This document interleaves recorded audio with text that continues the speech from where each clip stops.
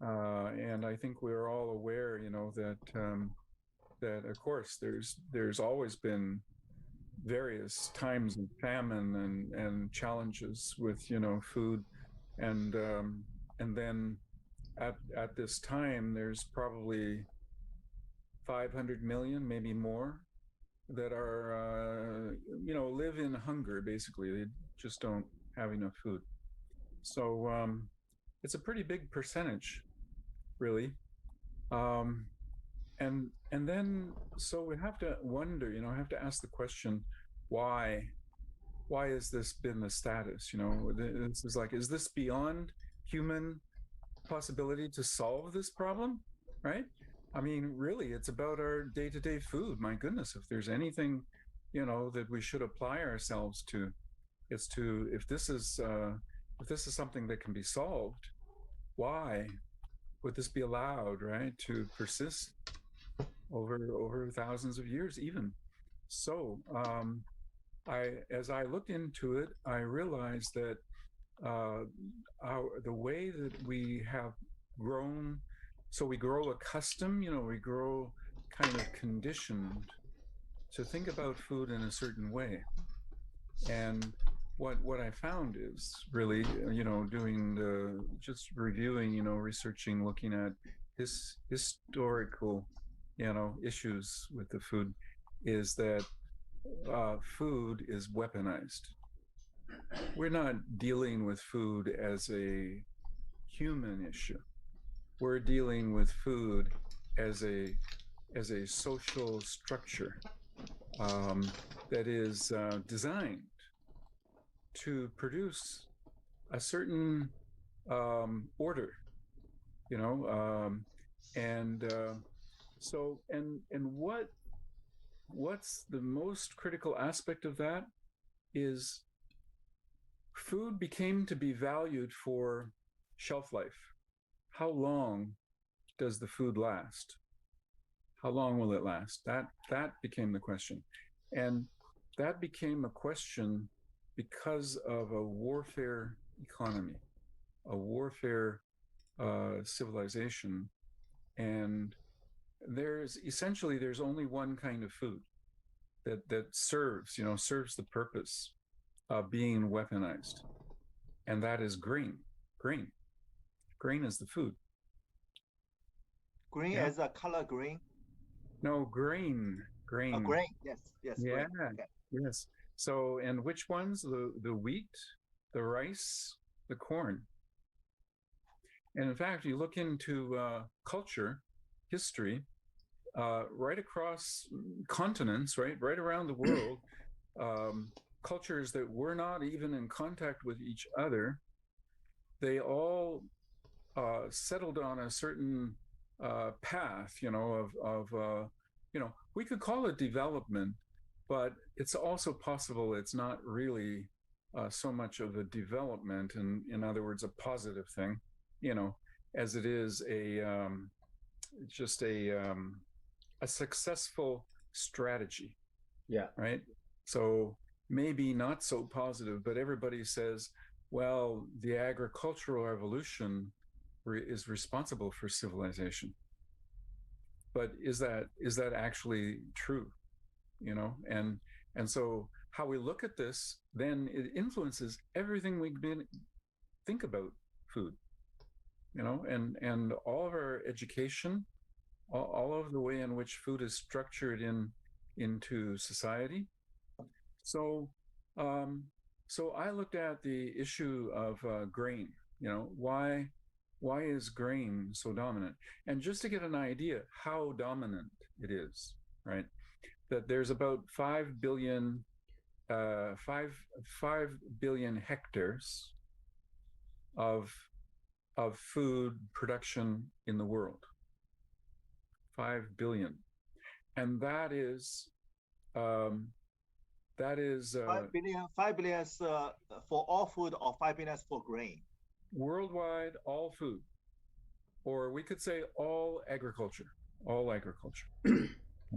and so that does not include forestry, that does not include mountainous, does not include deserts and lake areas, et cetera, et cetera. But it's that it's that production of food. And just to have an idea, that the land area is 15 billion hectares. So 1/3, 5 billion, is already connected with food, right? And as a matter of fact, there's almost nothing left.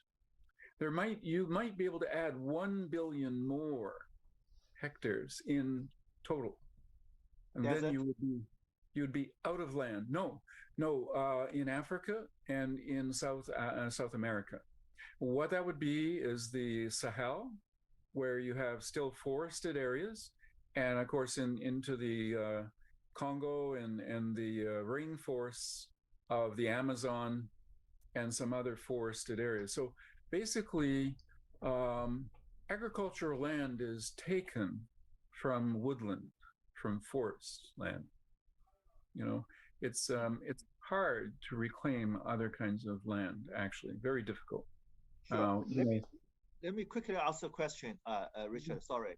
The 5 billion number came to me a little bit too large, because that almost amounts to about one person per acre. Well, that's what it is. And we can you can get that, you can research those numbers, and it's good to check these numbers, of course. We want to be like, these are like, I believe it's correct, but it sounds to me more, which means that if the distribution system is correct, we are not lacking the landable, the agricultural land. No, we are not lacking. No, we're definitely, that's so, as you say, well, let's say there were 10 billion people, in a few years. 7 billion, I think. Yeah. So 500 billion, 5 billion hectares with 10 billion people. So that's about half acre. Yeah, per person, right? So you might think, well, okay, now of the 5 billion, about 1/3 of it is grain, about 1/3. Now you could say maybe 3 billion out of the 5, around there anyway. And it's definitely more than 2 billion. It's somewhere. And of course, these numbers they're always changing year by year. And with climate change, we're losing land to desert. We're losing land to salinization and incursions of the ocean. We're losing, incursion of ocean and then growth of desert.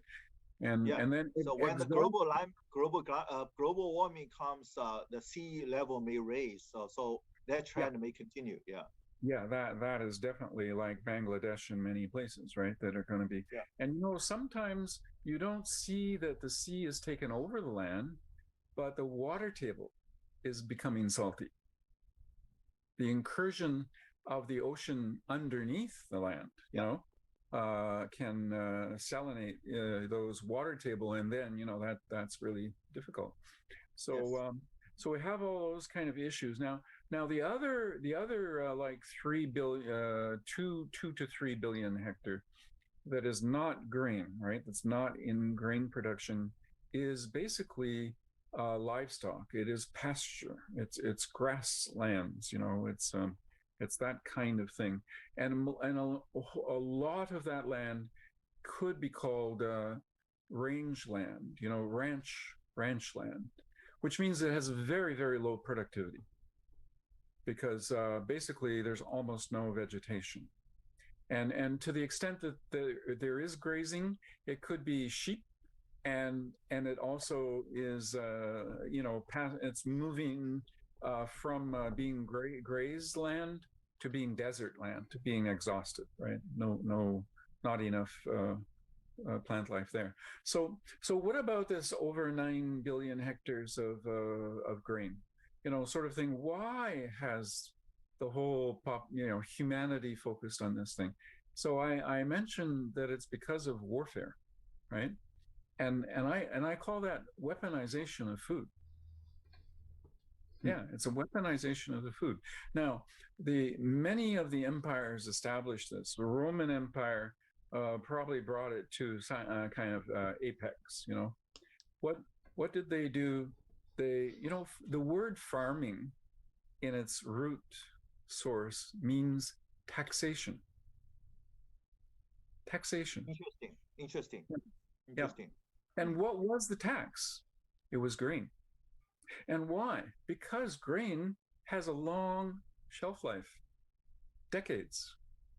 Sure. So let me ask you a question quickly, Richard. I understand that throughout the history, the grains are being was weaponized as a supporter pillar for the rulers. That I do agree. But can you still characterize the same way in the modern days, especially in the Western world, like America, Canada? Can you? Definitely. Could you elaborate on that? Sure. Because while we could say Romans taxed the whole world to get grain, right? And they would bring it to their hubs, their cities and hubs, fortresses, and of course it was the first treasury. Now, then we went from there, went through the Middle Ages. It was kind of, not so much was happening. But then as the New Ages began, the age of, let's say, exploration, of naval, the so-called discovery of the New World and so on. So you had the rise of the colonial powers.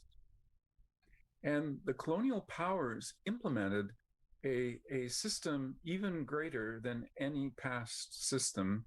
And this is what it can be referred to as a plantation economy. Plantation economy. Their purpose was to commodify all properties and resources that they could discover and bring those wealth to the hub and of course the battle among the colonial powers left the UK, Great Britain, as the dominant naval power. Sure. They went about the whole world colonizing and trading in resources as if they were their property, right? And those all of those Christian kingdoms had an edict from the Pope to support it, which was the doctrine of domination. Effectively, you might say it was a little bit similar to Muslim code, which is that other communities, faith, other religions can coexist with Muslim world as long as they submit. And that was essentially became also, and that doctrine was established in the Renaissance, basically, as the Muslim world interacted with the Christian world, that created the Renaissance out of the situation. And the Vatican adopted the same kind of policy, really, that in the Christian world, the populations, the people that they would discover would be property. And submit and be conquered. So, and that was doctrine. There wasn't like, oh, let's go and see who these people are and trade with them friendly or anything. No, that was colonialism. And so of course in North America, it meant that the populations were wiped out, just almost totally. And then in Africa, it was a total domination. There was more slavery in Africa than in North America, right? Enslaved people. And that's where the tradition came from. And that was the colonial plantation economy system, and it included most of Asia, and of course almost the only cultures that resisted colonial era, power was China. China. Yeah. I think to some extent, Japan would be Korea to some extent, but China in particular, sustained an independence from this domination, this doctrine of domination. And so the legacy of plantation economy is the corporations of today, the multinational corporations. And you'll notice that when it comes to fuel, to food, and to pharmacy, they're all bound up together. And these mega multinational corporations dominate our food system. And today they still exploit the same patterns. They still have the same patterns of exploitation.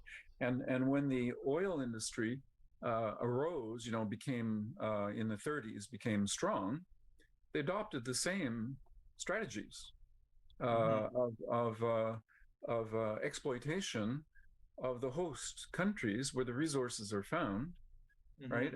Of simple extraction. So these are, as they say, extraction economy. You bring the power, the wealth back to the power that be, right? Yeah. And so this is what we still have operating. And right now, the oil business doesn't let go, right? They know their time is up. They know that their resources killing the world. They don't care. They want the power. They want to extract whatever the cost, because it is a source of power. Now, when it comes to food, it is the same situation. These international corporations in the seed business and the grain business, with a backing up of synthetic fertilizer, petrochemicals, have a grip on the food system that they won't let go. They won't let it go. So of all of those grains that are produced, about 50%. So first of all, it makes up 70% of global food grains, 70%. So you can imagine what will happen with population growth and the failure of the grain system. But let's even look at it more closely, because grains are not natural food. See, grains are not natural food for people. We never ate grain. Yeah, Paleolithic. In other words, since 8,000 years, maybe 10, maybe maximum 12,000 years, grain was not in our diet. And, humanity has a history going back hundreds of thousands of years. So it is a relatively recent phenomenon of food, of the food system. And what is this food system? Grain is a dormant status of life, right? It is not alive. It is a dormant. And the dormancy has all kinds of problems. In other words, first of all, we should never eat grain, but if we do, it should be sprouted. It should be sprouted. Shouldn't be in the grain in the seed phase, right? So it's not activated. It is a dormancy of a living plant. Oh, these are all grass plants. They're all versions of grass, and none of them are amino acid complete. They're lacking like six or more essential amino acids. So they cannot be a source of complete sort of food diet, and yet they represent 70% of our intake, of our actual food system. That's amazing. And they go into processed food. So not only are they, first of all, dormant and incomplete, then they're refined. So by the time they're refined, you can say one thing: what they represent is carb. They represent carbs. So, and if we think that that's food, then that's a problem, because carbs are not food. right? Because they're not alive and they have almost no value except energy, right? It's energy. Yeah. So you might you might just as easily raise your children on sugar and think, oh, they're going to be okay. No, they're not going to be okay. They're going to be sick. They're going to be sick. So what we have is a sick population globally because of the grain. Do these companies care? They do not care how sick people get, right? And then to make their toxic food, right? It's essentially a toxic food. And then they'll put into it 5,000 chemicals. That's also in our food system today. There's probably more than that. And there's everything from, and so you basically have something that has no taste and no value, no purpose except carb, and you make it into something that people will eat by chemistry, right? But hold on just a second. So I would agree that in some food product like bread, cookies, cakes, the additives are used, maybe as much as you said, 5,000, but not for rice. Rice we just cooked right off the. So rice usually do not need much additives. Well, it's still however, it's still in the grass family. It still has all of these issues. You do dry it, you do store it, and it is made into all kind of food products. Actually, it is. I ate Rice Krispies as a kid. Oh, I see. Loved them. I loved Rice Krispies. Right? Rice cake. That's a cereal, not the way you'll cook it, but a process, puffed. You take the rice and you puff it. Yeah. Well, so let's just say that, yes, we love our wheat. We love our bread. The Italians love pasta and bread. And, we go out to eat and we love, those foods and they make us feel good. But then we have to be serious and think about, but what's it doing to the world? What's it doing to the planet? And how come there's over 500 million people hungry and so on? So that becomes the bigger question. So now, how did it all start? So we have to understand how it started as well. So grains are annual crop, right? These grasses, they're annual. They have to be planted every year from seed is typical. Now, you may have transplants, you may, put them in, but you start from seed. Why is that? Because you're basically want a grass that has a big head of seed, right? So you select for those heads of seed, you save those seeds, and when you plant those ones, you're going to get the same result, right? You're going to get a strong harvest of big, like a big head of corn, a big, wheat. So anyway, how did it come about that we actually even found these things? Because you see, naturally, if you look in a pasture, you won't find annuals. You won't find them. Well, they're obviously out there though, because it's sort of like anaerobic bacteria, if you remove the oxygen, all of a sudden you've got anaerobics. They come out of nowhere, they're just there. And then you let the oxygen back in and they all die and the aerobic bacteria come. So the aerobic cannot survive and they seem to die. But then you let the oxygen back in and there they are again. Right? Like life, is so remarkable. So, okay, so what's the role of these? So these annual crops, they only spread by seed.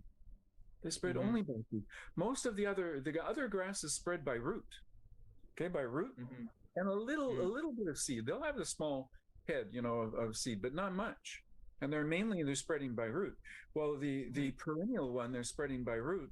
They get a very deep root. Those are the ones in the prairies, in the veld, in the steppes, the huge grasslands where the bison, and where the buffalo would roam, right? And they'd have a tremendous productivity, and they would build the soil the prairies, they had 100-foot deep soils when the white man came.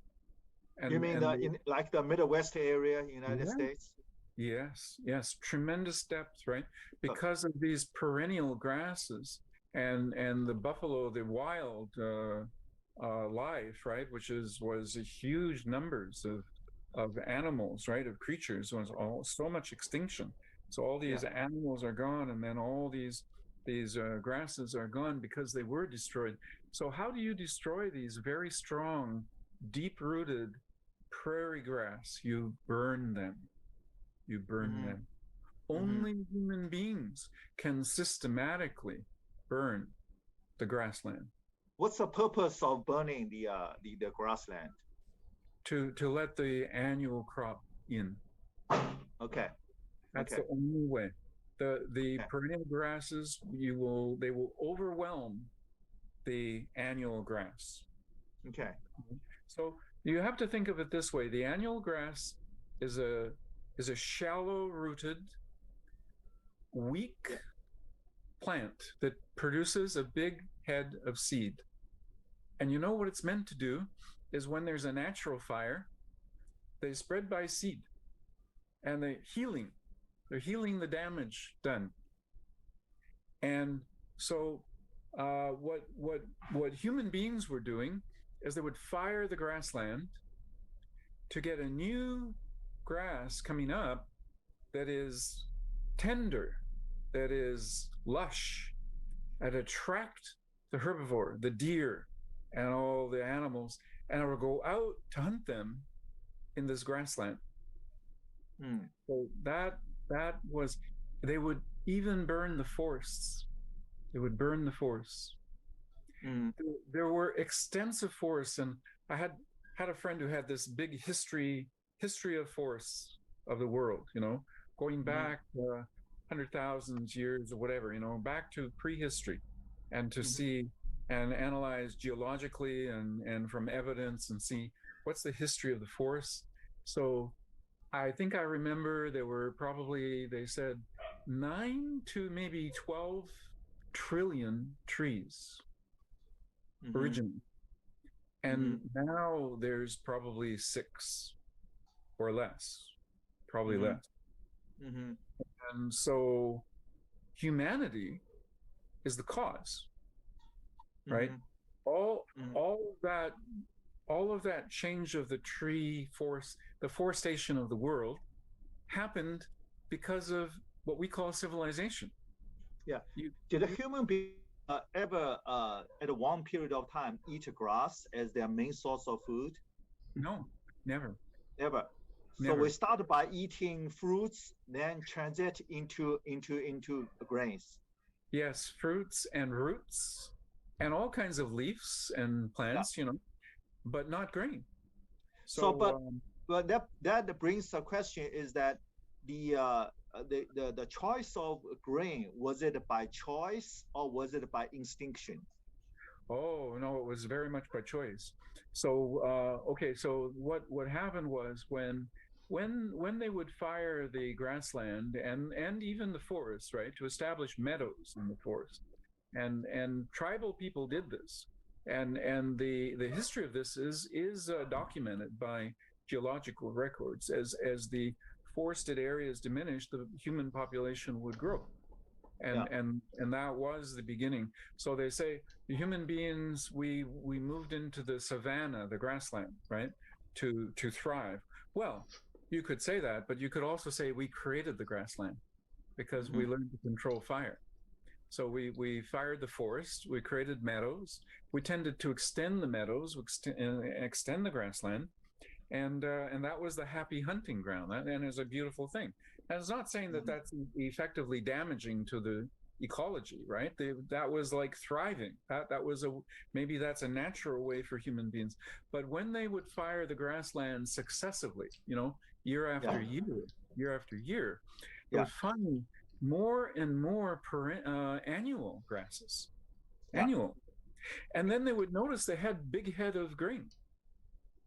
Yeah. And they would actually collect them because they said these type would grow very fast. and create a lot more grass, and they love the grass. So they actually, after they would collect those heads of grain, and they would use them to plant. So this is like a technology, right? Instead of letting the grass just grow back naturally, you would actually go and spread the grain after you fire. So you fire the forest, or fire the meadow rather, and then spread the grain, and then you'd have this fantastic head, and you have more and more of the perennial grass instead of the annual grass coming up from the root, right? So the annual perennial grass will come up from the root, but you have this competition by spreading the annual grass, and you start to get these harvests of grain. So they said, oh, this grain, let's look at this, whoa, let's pound it, let's make flour, let's see if we can eat it, let's cook it, let's see what it is. This is the technology of grain, right? Coming up, being acknowledged. Then they also said, oh, we can put it in a storage, in a pot, a clay pot or something, last for a long time. So if ever you didn't have a bad weather crop or animals or migration animals or something, you had this reserve of grain, right? Because it's dormant, they would find out, oh, it'll last a long time. And they would store it and stockpile it, and then they could use it in the spring, spreading wherever they want to go. And so gradually, you see, it became an economic thing to own the grain. So the powerful people in the society would have the population, compel them to harvest this grain for treasury. And when you have enough, you have a population that have a food reserve.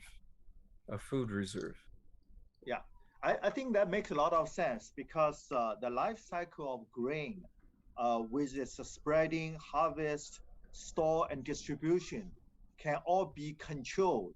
So that can be very easily used by rulers, as you said, weaponize this energy source. The seed crop. It's a worst case, right? You're in a famine, and you have grain, but if you eat it, where are you going to get your next crop from?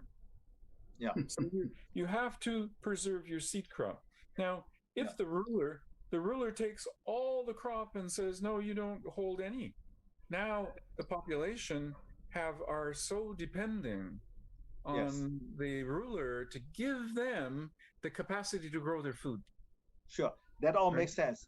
Makes sense. But the amazing thing is that I probably did not realize that it was still being weaponized today, maybe by more powerful, more rich countries, as a way to control other countries. Even more so now, because they have genetic control of the species. They have GMO, capabilities, right? Yes. And now so I wrote in that paper I wrote, Closing the Hunger Gap. I described this situation, and the situation with the annual grain, being that it now is 70% of our global food, is a crisis that nobody understands. If we say, well, if we run out of oil, the lights will go out and our situation will be pretty difficult. But nobody realizes that if we run out of the oil, we run out of fertilizer. Because all of our nitrogen is coming from petrochemicals and synthetic fertilizer at this point. So we have that problem. Okay, why is that the problem? Well, because these grasses deplete nitrogen and don't add it back. So in a normal ecology, you'll have plants that remove and plants that contribute, right? That add back. And you'll also have biomass that, kind of gets recycled and so on like that. Now we have these annual crops, and they don't create very much biomass, and they do deplete the soils because they don't add any nutrients back. These grasses don't. And that's why they used to do like rotation. You know, you'd always hear about always have a crop rotation and so on. Well, that's because the grasses are so damaging to soils. So you mean grain is damaging to the soil? Grain Absolutely. is very damaging. So so here's the benefit, right? And I believe I really do believe that the emperors, that the people in control understand the damage that they're doing, and they do it anyway, and they really have an agenda in mind. So and I believe that probably the Romans were the first to truly figure this out, right? I mean, more ancient cultures understood grain and understand the weaponization of grain, but the Romans understood sort of using it strategically, and that's what colonialism is also, the use of these agricultural programs, because okay, so let's say when the Romans conquer a land like, say, Syria or, you know, Judah or Egypt, whoever, they tax them with grain. And so you see, while they're building their wealth and their treasury, they're also destroying the ecosystem of the conquered country, right? That's you know, that's intentional. You're weakening Sure. your enemy because you're causing them to deplete their more soil, dependent. While you are the one extracting the benefit, right? And taking away the benefit of this. And so over time, especially in those Middle Eastern and North African you know, territories, you create deserts. Yeah. And so the civilization you've conquered never recovers. Sure. Yeah. So Richard, let me take a bold guess that the very reason you are going into this business, other than the beautiful science and the technology, do you also have a mission of gaining back the ability of control the food source? So sort of like empower the individuals to be more independent from those big rulers or big controllers. So sort of like a decentralized means in terms of food. Absolutely, yes. That's the insight, right? And, got it right. it could be called food sovereignty, right? Having control of your life, you won't have it as a consumer. If you're dependent on the system, then you have to do what the system will pay you to do, because you have to buy these products, right? These commodities. So you're a slave. If you can grow your own. Yes. Like Aubrey's gonna do, has been doing, you know, and so many people understand that, you know, and they love to garden, and they want to garden. Let me ask you a number. Let me ask you a number question. So I do like the idea, and I think that's at the very fundamental level, it is correct, because I do believe we should enjoy the same right and the same dignity to live. We are all under one sun, and we are giving the earth supposed to be shared by everyone. So I'm all agree with that. I do want some numbers. So do you think fundamentally, to support a human being, how much acre of land is needed, assuming some normal sunlight? Right. Okay. So first of all, how much does a person eat? We have to know that first, right? So this is quantitative. So we can calculate by calories. We use let's say put a number, 4,000 calories a day. to sustain a life. That's also, so we can use multiple ways of analysis and we can come up with answers, right? And these are not, and none of this is ambiguous, right? It's like somehow people think these questions are mysterious, but they're not mysterious at all. Not at all. Not at all. I'll tell you, another way of looking at it is how much food do we need to eat? You could say how many calories, but you could also say, on an average case, how much food do we eat? And you know, it's about 400 pounds. What is that? So it's over, it's like over, a year. And so you just think about it, or just weigh the food that you're eating. That's about right. A couple pounds, yes, a couple pounds. A couple pound and a half a day, less than a kilogram per person per day. Yeah. So 3 kilograms, 300 kilograms. Yeah, let's say you know, a kilogram a day. That's almost 2 pounds. That's about right. Yeah, and it could be more, it could be less. You know, bigger people more active, children eat less, and so on. And so we just take it as an average, and we think, well, that'll do. You know, I mean, we don't need to be you know, sort of super precise on these things, but it's a rule of thumb. Yeah, so roughly, I would say roughly 300 square meter of land. Oh, no. So let me you know, explain about that then. Okay, we're able to produce 100 kilograms of food per square meter.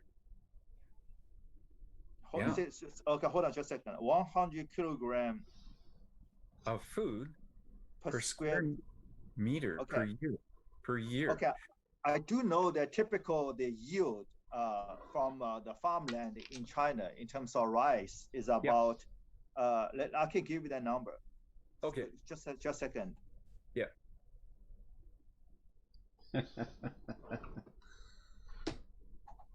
That's interesting. It's about 1 kilogram per square meter. 1 kilogram, yeah. And then let's again look at it this way. This is a grain crop. And I'll tell you what, grains convert at about 1% of the sun energy, of the solar energy. That's very high. Yeah, their conversion rate, about 1%. And of course, there is the wet weight of the grain one, and then there's the dry weight, and so on. And there's even the dry matter, right, content of these, because everything has a little bit of moisture in it, even a grain. Sure. I'm sorry. When we eat ordinary food, you know, we also recognize that, you know, 70% of it is water, basically. Yeah, sure, that's understandable. But I'm a little bit surprised that the natural means of grow rice. I do have the number for rice is about.